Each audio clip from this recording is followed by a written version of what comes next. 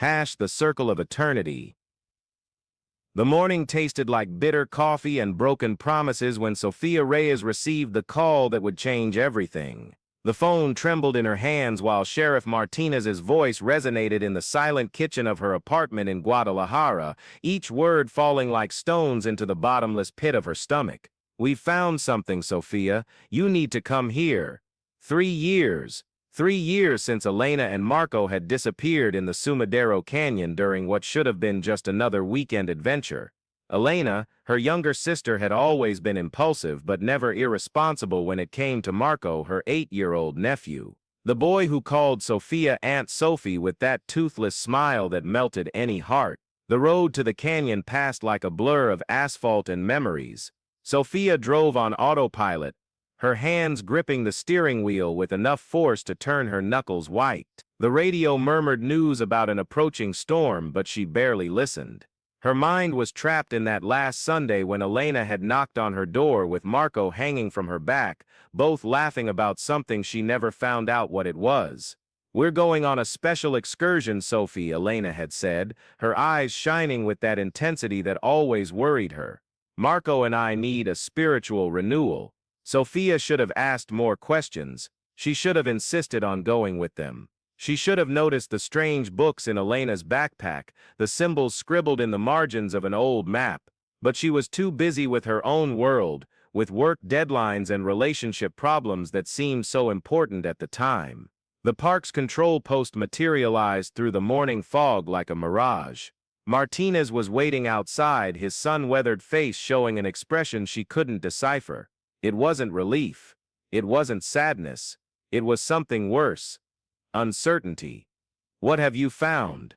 Sophia asked before even getting completely out of the car.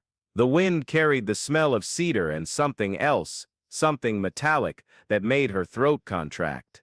Martinez held his hat against a stronger gust. A group of Boy Scouts was hiking in the restricted area when, "Well, it's better if you see it for yourself." They walked in silence along a steep trail that Sophia didn't recognize. With each step, the canyon opened around them like a wound in the earth, revealing layers of geological history that had witnessed more mysteries than any human mind could comprehend.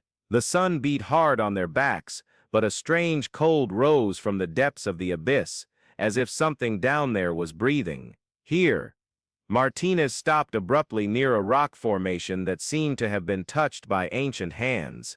Between two enormous stones, protected from rain and wind, there was a natural cavity, and inside it, Sophia felt the world spin. A rag doll, dirty and discolored by time, but unmistakably recognizable. Ruby, the doll that Marco had carried everywhere since he was 3 years old. Next to it, a glass jar containing what appeared to be dried leaves and something that glittered in the filtered light. And there was more photographs.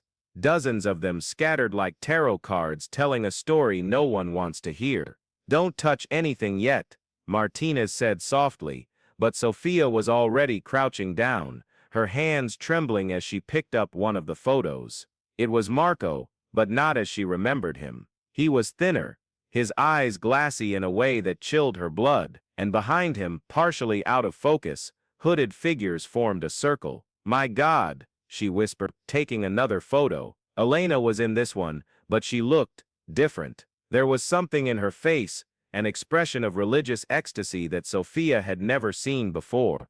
She was holding Marco's hands, and both were surrounded by what appeared to be some kind of ritual. Candles, symbols drawn in the earth, people Sophia didn't recognize. "Sophia, I know this is difficult, but I need you to tell me, was Elena involved with any religious group, any sect?" The word sect hit her like a punch to the stomach. Suddenly, scattered pieces of memory began to fit together like a macabre puzzle. The strange books, the whispered phone conversations that Elena would end when Sophia entered the room, the subtle changes in Marco's behavior in the last months before the disappearance, how he had stopped playing with other toys, obsessively focusing only on Ruby. "I don't know," Sophia lied, because the truth was that she had chosen not to know. She had chosen to ignore the signs because it was easier than confronting the possibility that her sister might be involved in something dangerous. Martinez took an envelope that was hidden beneath the other photos. This was also here.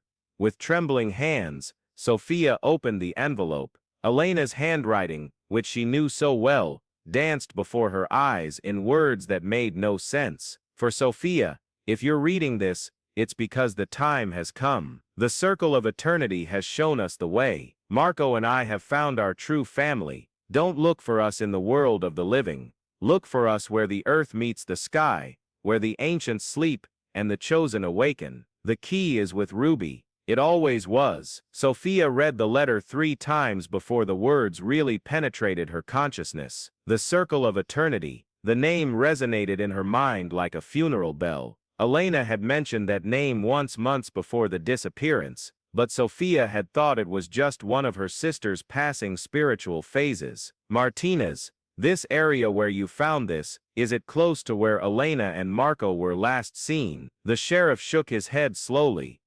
Actually, no, it's almost 20 kilometers from here.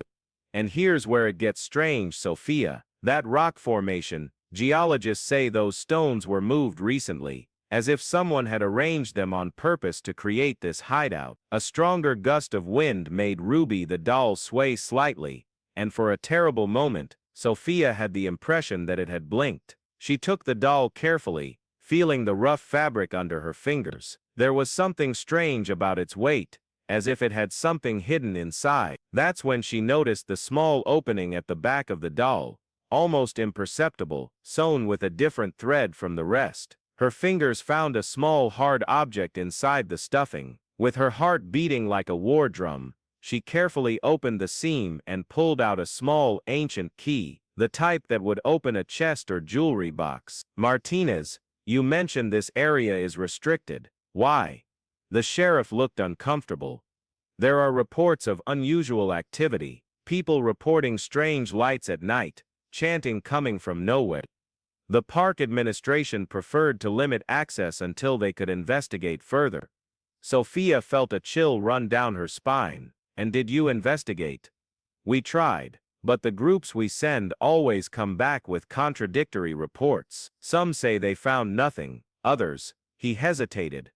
Others, come back different, quieter, as if they had seen something they can't or won't describe. The afternoon was approaching when Sophia made the decision that would change everything. She couldn't simply leave with those photos, that letter, that mysterious key. Elena and Marco were out there, somewhere, and however disturbing the truth might be, she had to find them. Martinez, I need to see the place where they disappeared. The real place, not where you found this. Sophia, I can't let you go alone to a restricted area, especially with a storm approaching. Then come with me. The sheriff observed her for a long moment, his thoughtful eyes weighing risks and possibilities. Finally, he nodded. We have a few hours before the storm hits, but if we see anything strange, anything at all, we leave immediately. The trail to the original disappearance site was more treacherous and wild than Sophia remembered from the official descriptions. The Sumidero Canyon opened before them like a cathedral of stone and shadows, the wind whispering ancient secrets through the rock formations. With each step, Sophia felt she was walking not just through space, but through time, advancing toward a moment frozen in the past, where everything was still possible, where Elena and Marco were still alive and safe. That's when she saw them. At first, just shadows moving among the distant rocks. But as they got closer, the shadows became figures. And the figures became people. A group of perhaps 10 or 12 individuals, all dressed in simple clothes of earthy tones, moving in a formation that seemed almost choreographed. Martinez, she whispered, gripping his arm. Are you seeing this? But when she turned, Martinez had disappeared. Sophia stood motionless, her heart beating so loudly she was sure the strangers could hear it. She was alone in the canyon, with the storm approaching, and a group of mysterious people walking directly toward her. Ruby's key burned in her hand like a piece of red-hot metal. That's when she heard it. Aunt Sophie. The voice was weak, distant, but unmistakably familiar. Marco, her head turned in all directions, desperately searching for the source of the sound, and then she saw him, at the top of a rock formation about 100 meters away, a small figure standing at the edge of a cliff, waving. Sophia ran. The rocks cut her hands and knees as she climbed, but she felt no pain. All her consciousness was focused on that small figure at the top of the rock. Marco, he was alive. Everything else was irrelevant. Marco, she shouted, her voice echoing through the canyon. I'm here. Aunt Sophie is coming. But when she finally reached the top, no one was there. Just another pile of carefully arranged stones, and in the center of them, a small, ancient box that Ruby's key would fit perfectly. Sophia looked around, searching for any sign of Marco, but found only the wind and the growing silence of the approaching storm. With trembling hands, she inserted the key into the box's lock. The mechanism turned with a soft click, as if it had been recently oiled. Inside the box was a diary, and on the first pages, written in Elena's familiar handwriting, was the truth that Sophia had spent 3 years trying not to face. Day 1. The circle welcomed us with open arms. Marco is flourishing here. He says he can hear the voices of the ancients whispering through the stones. I always knew he was special, but here, away from the corruption of the modern world, his true nature is emerging. Day 15. The visions are becoming clearer. The leader says Marco is one of the chosen, that his connection to the other side is stronger than anything they've ever seen. Sophia would never understand. She was always too practical, too tied to the material world. Day 32. Marco talks to them now, to those who came before. He tells me things about places that never existed on Earth, about a family waiting for us on the other side of the veil. The leader says soon it will be time for the great transition. The pages became more erratic as Sophia continued reading, Elena's handwriting becoming more hurried and less legible. There were also drawings, strange symbols that seemed to pulse on the page, ritual diagrams that turned Sophia's stomach. Day 67. Sophia is looking for us. I'm sorry, but she won't find us in the world of the living. Tomorrow is the day. The leader says the portal will open when the storm comes, when earth and sky unite. Marco is ready. He says he sees the new family waiting for us. If anyone finds this, know that it wasn't an ending, it was a beginning. Sophia closed the diary, her hands shaking so much she could barely hold it. The storm had arrived, bringing with it a premature darkness that turned the Sumidero Canyon into a labyrinth of dancing shadows, and somewhere among those shadows, she could hear voices singing. Then she understood, the group of people she had seen before. They weren't searchers or lost tourists, they were members of the Circle of Eternity, and they were performing the same ritual that had taken Elena and Marco 3 years earlier. Sophia stood up, tucking the diary into her pocket. She had a decision to make. She could go down the mountain, return to the safety of her normal life, and live forever with the uncertainty of what had happened to her family, or she could follow the voices, find the members of the circle, and discover the complete truth about Elena and Marco's fate. The wind howled between the rocks, carrying with it the sound of chants that seemed to come from everywhere at once, and in the middle of those chants, clear as crystal, she heard it again. Aunt Sophie, come find us. Marco. Sophia began to descend toward the voices. The path she followed wasn't on any map. It wound through rock formations that seemed impossible, as if the earth itself had been bent and twisted by forces beyond human comprehension. With each step, the chants became louder, clearer. She could distinguish individual words now, though they were in a language she didn't recognize.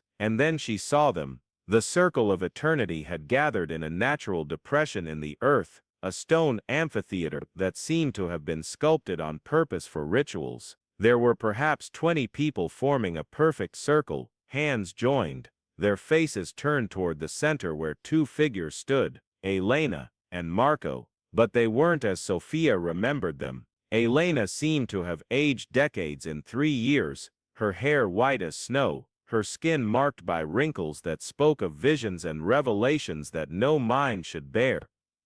And Marco didn't seem to have aged at all. He was still the same 8-year-old boy, but there was something in his eyes, an ancestral depth that made Sophia want to cry. Sophia, the voice came from a figure in the circle, a tall, thin man she assumed was the leader. "We've been waiting for you, Elena," Sophia called, ignoring the man. "Marco." Elena turned slowly, a strange and serene smile on her face. "Sophia, you came. I knew you would come." "Elena, what's happening here?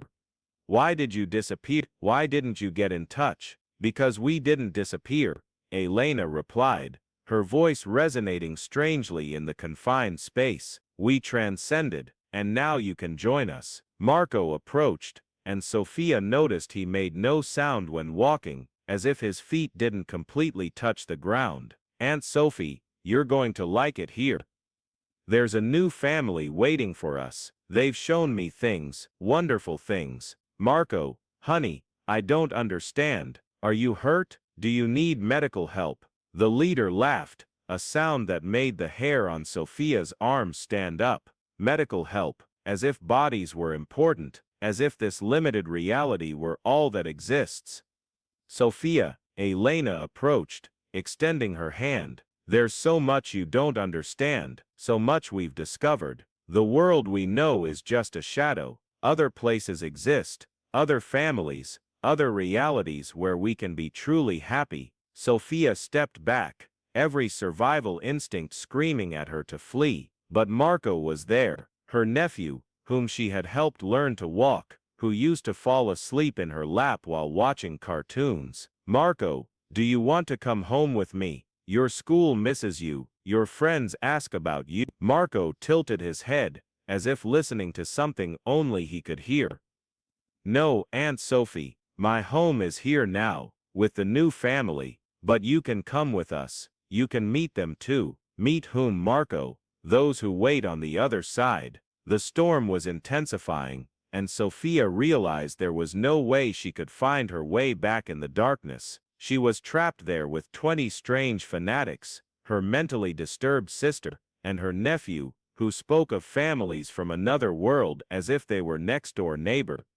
And it was in that moment of total desperation that she understood something crucial. There was no going back, not for her, and certainly not for Elena and Marco. Whatever had happened there 3 years ago had fundamentally changed them. They were no longer the people she remembered, but perhaps, just perhaps, she could save them in a different way. "All right," Sophia said, surprising herself with the firmness of her voice. "I want to understand. I want to meet this new family." The smile on the leader's face widened. "Wise decision. The transition ritual can begin." The circle members began to sing again, louder this time, their voices mixing in harmonies that seemed to come not just from their throats, but from the very rocks surrounding them. Sophia joined the circle, taking Elena's hands on one side and a stranger's on the other. As the chanting continued, Sophia closed her eyes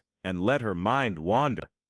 She thought of all the times she had failed to be present for Elena, all the signs she had ignored, all the lost opportunities to be a better sister, a better aunt, and then she felt it. It wasn't just imagination or suggestion. There really was something there, a presence that didn't belong to this world. Multiple presences, in fact, whispering in tongues that preceded human civilization. For a terrible and wonderful moment, Sophia understood. There really were other worlds, other dimensions of existence, and the circle members had found a way to reach them, but at a price. As the night progressed, and the ritual continued, Sophia began to see through the illusion. The others that Marco described weren't a loving new family waiting to receive them. They were something older, hungrier.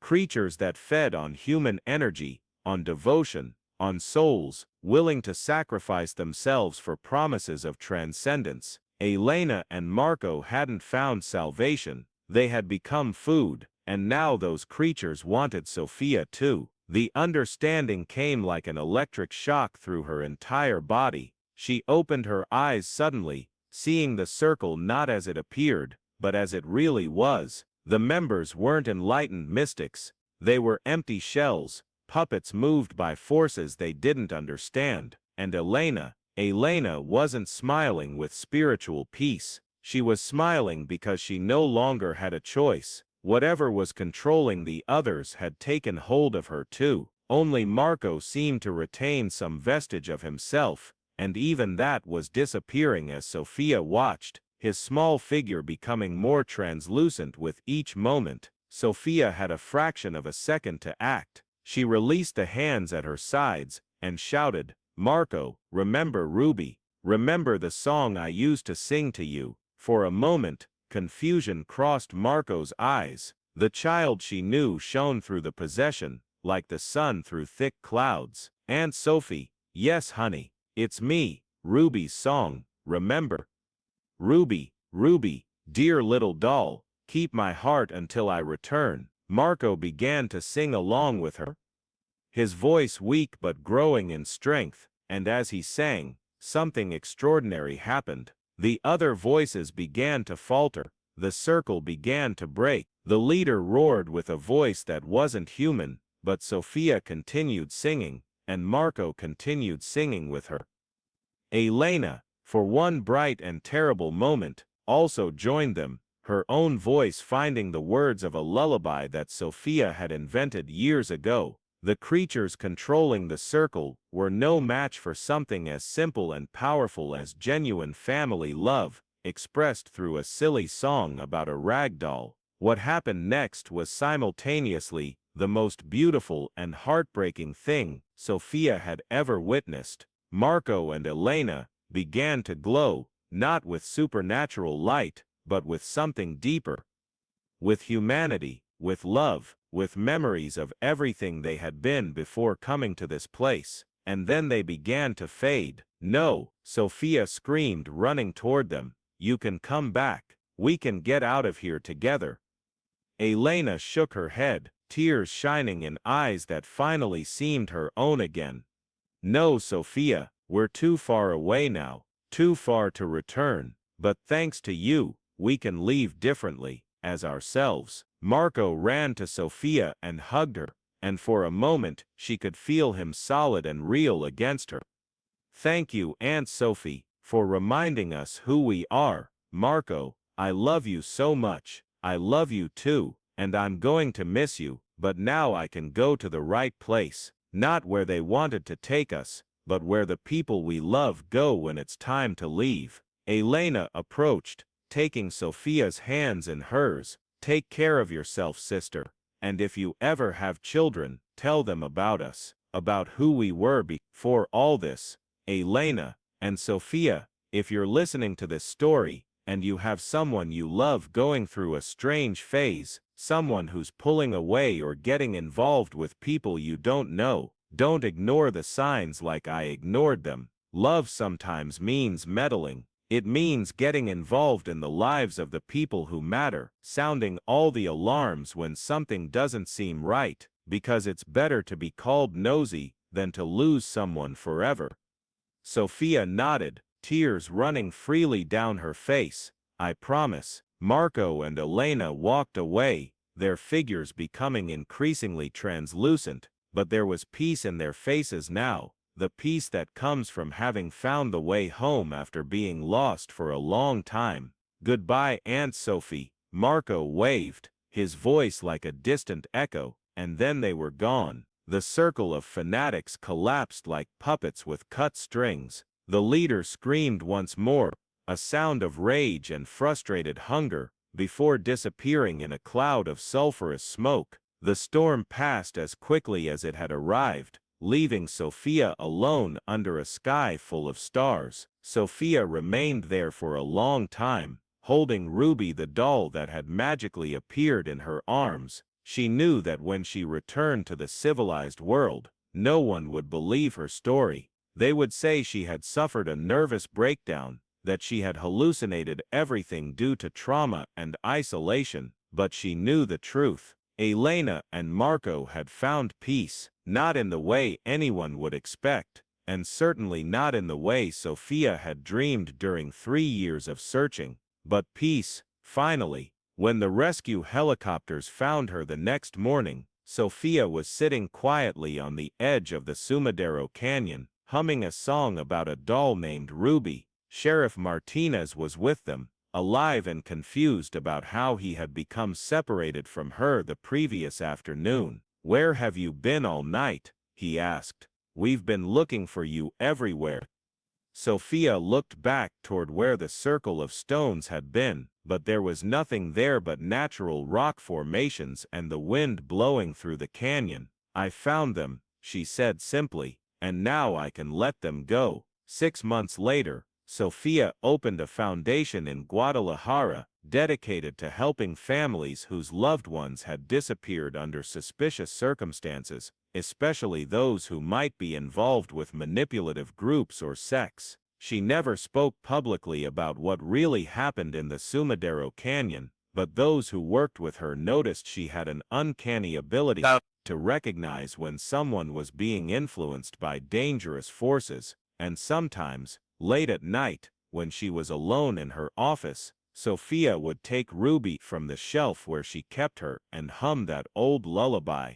And just for a moment, she could swear she heard two voices singing along with her, one of a woman and one of a child, both in perfect harmony, both finally home. Ruby the doll remained on her desk as a reminder. Love is stronger than fear, family is more powerful than possession, and sometimes, saving someone means letting them go where they can finally be at peace. And if you're still listening to this story, if something in it resonates with a situation in your own life, don't wait, don't ignore the signs. True love sometimes demands courage to intervene, to ask difficult questions, to refuse to accept vague answers when someone you love is changing in ways that frighten you, because in the end, it's better to be called overprotective than to spend the rest of your life wondering, what if I had acted? Sophia learned that the hardest way possible, but she learned, and Elena and Marco, wherever they are now,